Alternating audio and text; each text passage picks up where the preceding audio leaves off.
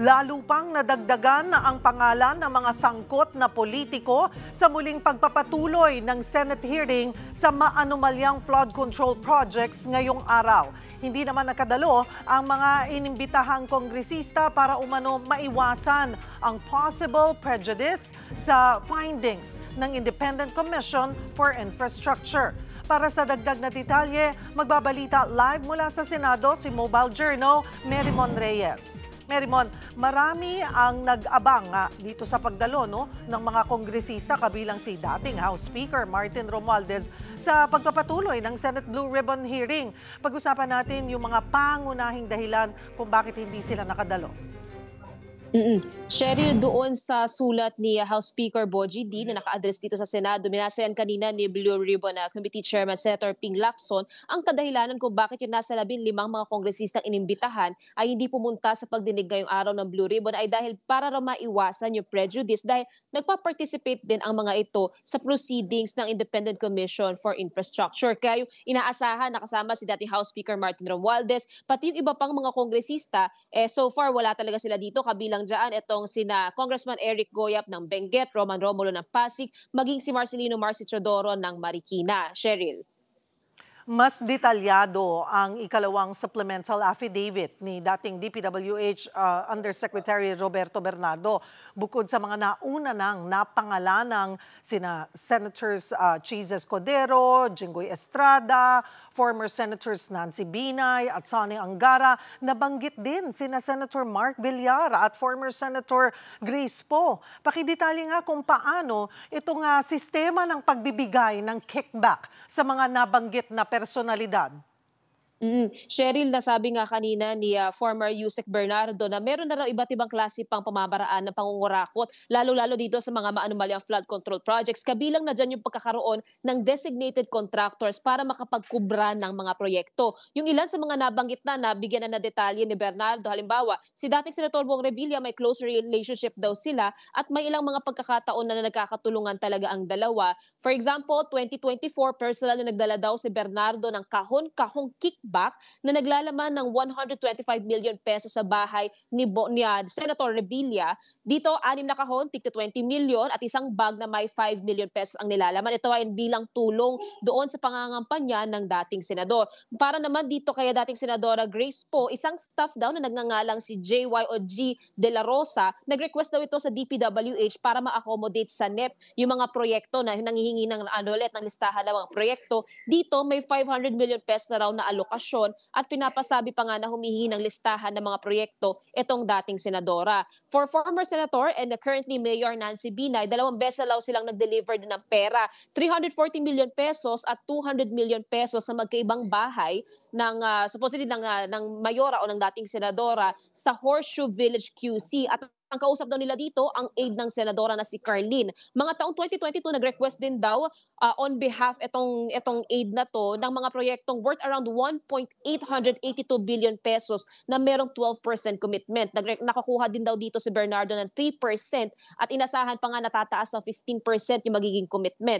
For Senator Mark Villar naman, may nabanggit na may kickback daw na ipinadaan sa isang staff pero pinaalalahanan si Bernardo ni Senate President Tito Soto na maging maingat sa sasabihin dahil wala pang direktang pagtanggap na napatunayan. For Senator Cheese Escudero, meron din daw siya, kasama siya doon sa mga nakatanggap ng 20% kickbacks from 2024 to 2025 from projects sa Valenzuela, Marinduque, Oriental Mindoro at Quezon City. And dito kay Senator Jinggoy Estrada, humiling din daw umano ito ng 500 million pesos para sa NCR building project at 450 million pesos ang inilabas ng DPWH. 18% ang commitment dito para kay Estrada at nakikita rin daw itong dalawa sa ilang social gatherings na may ugnayan sa industriya. Cheryl. Mabibigat at mas detalyado nga itong mga sinabi niya. Pero mayroon ba siyang mga maipapakitang ebidensya para patunayan ang mga testimonya nitong si former Yusek Bernardo?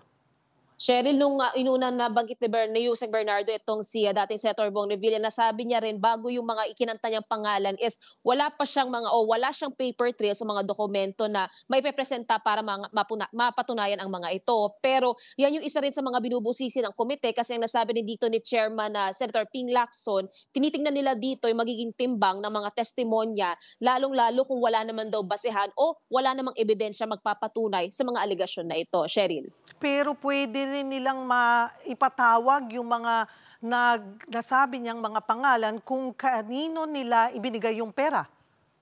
Oo, tama, Cheryl. Kasi may mga nababanggit na pangalan si Yusek Bernardo na mga aide, na mga staff. So kapag depende yan sa magiging direksyon o desisyon ng komite, kapag na-identify nila ang mga ito, tulad sa mga lumipas, maaari nilang hanapin ang mga ito o ipatawag din sa pagdinig, Cheryl. Maliban dun sa mga napag-usapan na nating mga pangalan, nadiin din sa testimonya ni Bernardo, si former DPWH Secretary Manny Bonoan, nakalabas na ng bansa, hanggang susunod na buwan, I think, para samahan ng kanyang misis. Pero ano-ano yung mga naging papel niya daw sa anomalya?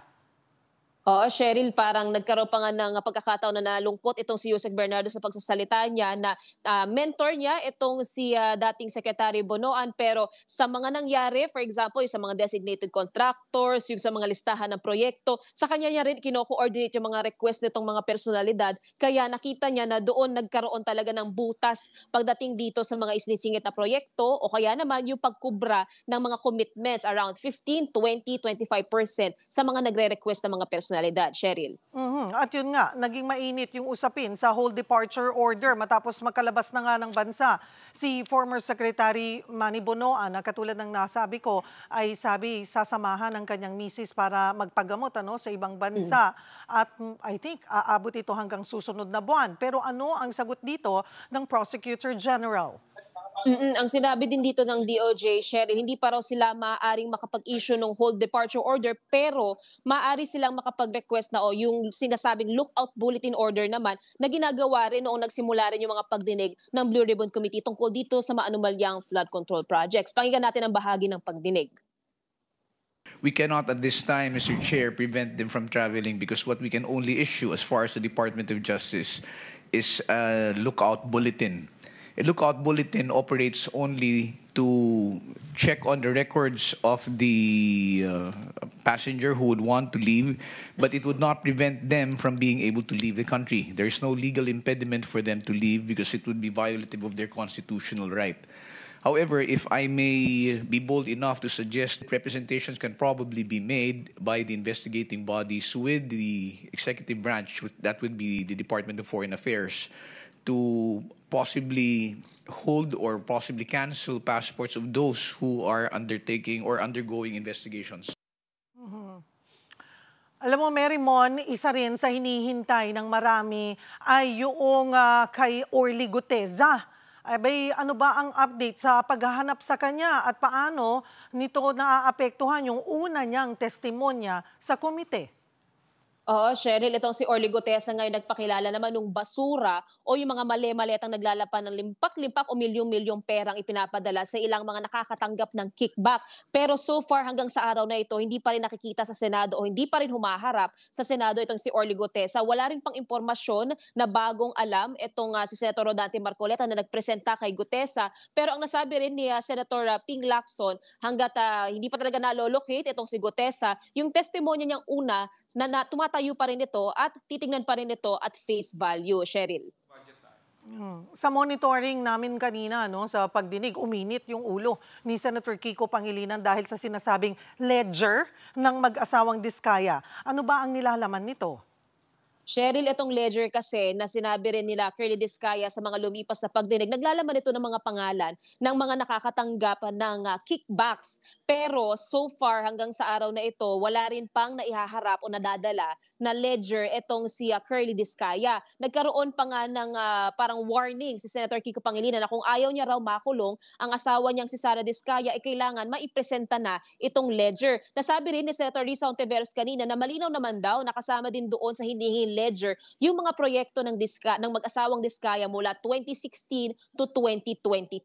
Sabi naman ni Senate President Tito Soto, humingi raw ng furlough law itong si Curl Discaya sa ICI para mahanap yung ledger pero hindi pa rin ito na-comply. Kaya nasabi ni Senator Ping kanina, ipapa-escort daw itong si Discaya ng OSA o ng Office of the Sergeant at Arms para raw kunin, hanapin daw yung ledger kasi parang imposible naman daw na hindi maaaring maipresenta itong supposed ledger. Cheryl. Ano pa ang yung bang ledger na ito, nasaan na nga? Kaya daw ba itong maipresenta ngayong araw? Cheryl, yan yung pinakainaantabayanan din natin kasi hindi pa so far convinced ang komite sa pagpapaliwanag nito ni Curly at Sara Discaya tungkol doon sa ledger na hindi raw nila mapresenta na kaya parang kailangan pa nilang hanapin, kailangan pa nilang kunin. Kaya ang sinasabi dito, aasistan daw sila ng OSAA para sure nang maipresenta ang ledger. Pakinggan natin ang bahagi ng pagdinig. Walang kinalaman yung kung alam niya yung transaksyon o hindi. Kung alam mo nasaan yung ledger, sasabihin mo sa kanya, andito yung ledger, pakikuha at ibigay sa akin. Hindi ba? Honor, kasi nag-transfer po kami ng nag-transfer sa office po namin. So, hindi po nila, kahit ako din po, Your Honor, hindi ko rin po matansya kung saang bandang particular ng mga lalagyan po namin na ilagay sa dami po ng aming mga documentation. Joint affidavit yung sinabit nyo noong chairman si Senator Marcoleta, no? In fairness to the congressman and in fairness to the committee, kailangan namin yung ledger because mananatili itong say-so o he says, she says itong inyong salaysay. Marymon, ano pa yung mahalagang impormasyon na ang natalakay sa pagdinig at hanggang anong oras? Actually, anong oras inaasahan ang magiging hearing today? Cheryl, dahil walang plenary session din talaga tuwing Biyernes at ang nasabi dito ng Senado, mas maraming oras talaga ang maaring ibigay dito sa pagdinig ng Blue Ribbon. Posibleng abutin ng hapon o gabi. Depende na lang din talaga yan sa magiging direksyon ng pagdinig ngayong araw ng Blue Ribbon. So far, bukod dito kay Yusek Bernardo, inaasahan din natin magsasalita rin naman yung mga bagong kontratistang inimbitahan sa pagdinig. Kabilang na din dyan ang Genesis 88 Construction, ang Kirante Construction, pati ang Just Built Builders. Maaga-aga pa ang araw, Cheryl. Posibleng mamaya mas marami pang ikakanta ang mga testimonya sa araw na ito. Maraming salamat, Mobile Journal, Marymon Reyes.